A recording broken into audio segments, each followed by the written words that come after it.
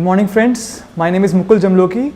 I am currently officer trainee at Indian Information Services Group A, currently under training at Indian Institute of Mass Communication, New Delhi. So basically today I am going to talk to you about history optional, how to prepare for it. First and foremost, before taking history as an optional, you have to bear this important fact in mind that you must have interest. Now history can be a very big subject, it can be monotonous, it could be heavy, it could be burdensome for few people. So the basic reason why I went for history, because I love monuments.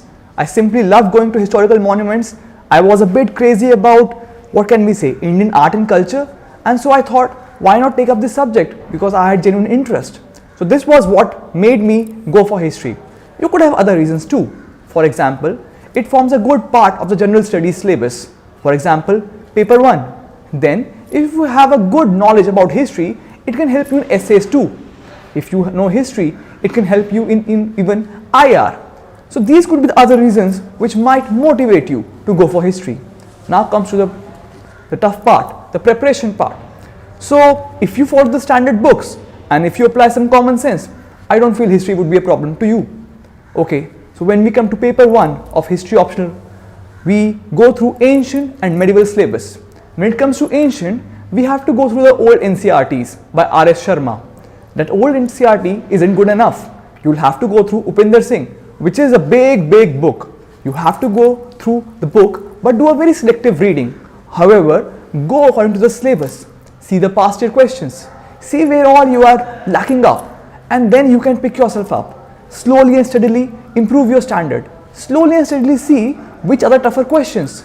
Do a full analysis of the past year papers. These days the papers are becoming a bit different from the past year ones. Usually we had political history. Now we are having socio-economic history. These two books will form your staple diet for history syllabi in ancient. Then it comes to the medieval part. In medieval part again, go for the standard old NCRT by Satish Chandra. Then for more detailed analysis, you could read Satish Chandra's 2 volumes on medieval history. These 2 books will suffice. After this we come to paper 3 or other paper 2 and part 3 and 4 of history syllabus. Now paper 2 we have the modern Indian history part. In this again go through the old NCRT of Bipin Chandra. It's a very good book. In addition to that, you have to go through Satish Bandyopadhyay's Placitu Partition. It is the best diet for modern Indian history.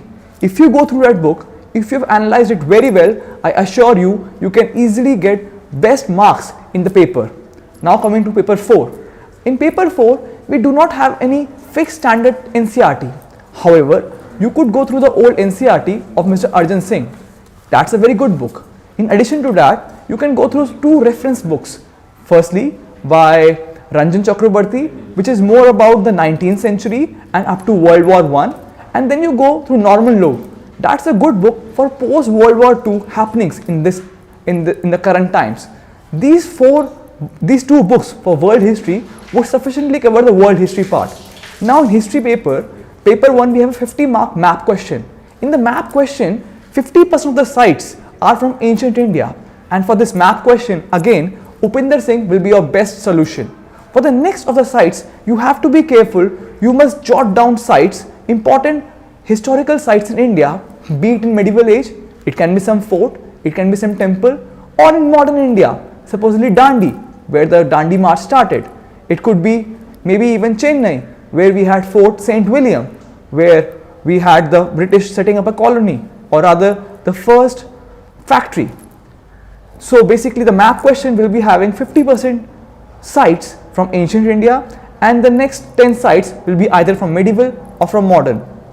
In history optional, the best way to score marks is answer writing.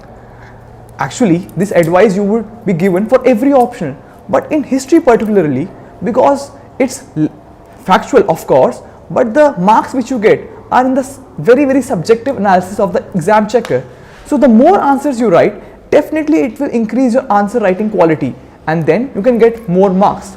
So this is all the history optional strategy in brief.